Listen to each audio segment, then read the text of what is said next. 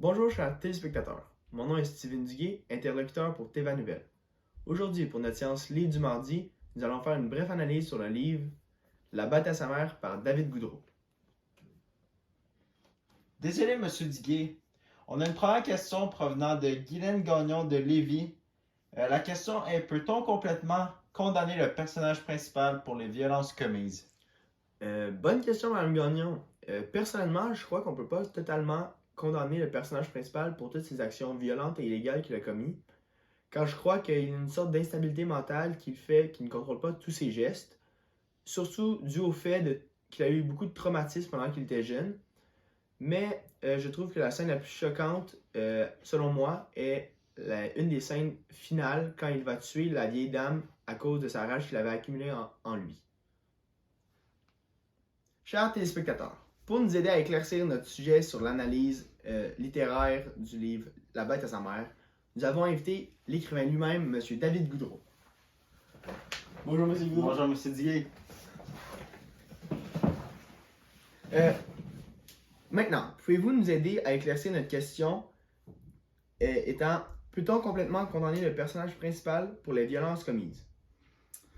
En effet, tel que vous l'avez mentionné, on peut pas vraiment le blâmer sur tout ce qu'il a fait. On s'entend qu'il y a eu clairement une enfance pas très stable avec sa mère qui a tenté de se suicider plusieurs fois. C'est sûr que ça a causé plusieurs troubles dans sa vie. Puis clairement, on peut remarquer que le jeune, vers la fin du livre, on remarque qu'il commence à vriller un peu plus. À la fin, on apprend qu'il fait un meurtre. Mais on remarque aussi qu'avec sa mère, qui pense qu'il est sa mère, mais en fait, c'est complètement pas sa mère, on remarque qu'il croit que tout le monde est contre lui, puis son mental ne va vraiment pas bien. Puis on a vraiment essayé de faire une situation pour démontrer que ça peut vraiment faire une pente descendante, exactement. Oui, bien dit. Ben, c'est ça.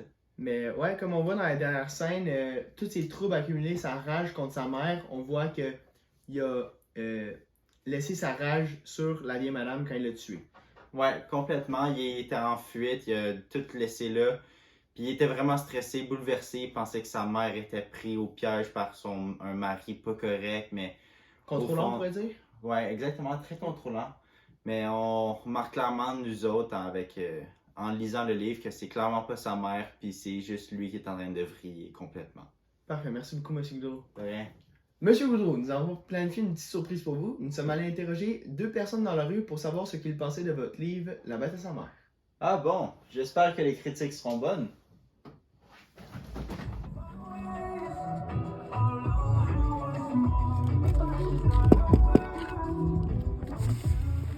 Bonjour. Bonjour. On se demandait, avez-vous lu le livre La bête à sa mère? Par David Goudreau? Oui, exactement. Ouais. Oui, on avait une question. Qu'est-ce que vous en pensez de ce livre? J'ai vraiment aimé l'intrigue du roman. J'avais vraiment hâte de lire la suite du roman pour voir ce qu'il allait faire. Notre personnage principal était tellement imprévisible, je trouve. Je trouvais ça vraiment le fun de voir toutes les actions qu'il a faites. J'aurais jamais cru qu'il aurait tué tous les animaux comme il a fait seulement pour sa satisfaction personnelle. Aussi, j'aurais aimé, je trouvais ça intriguant de voir, j'aurais aimé ça voir la suite.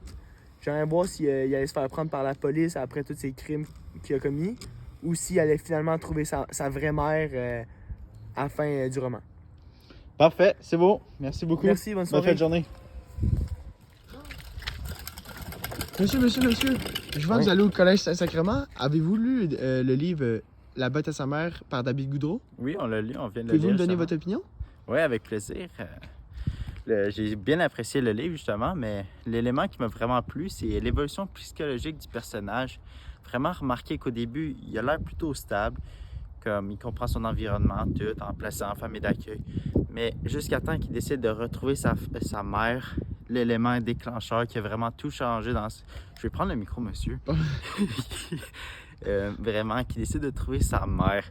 Là, il tombe dans la drogue dure, il se fait battre. Vraiment, là, on voit dans son mental, tout chamboule, ça va plus bien. Rendu à Sherbrooke, justement, là, il retrouve sa mère. En fait, c'est pas vraiment sa mère, mais lui, il est persuadé que c'est sa mère.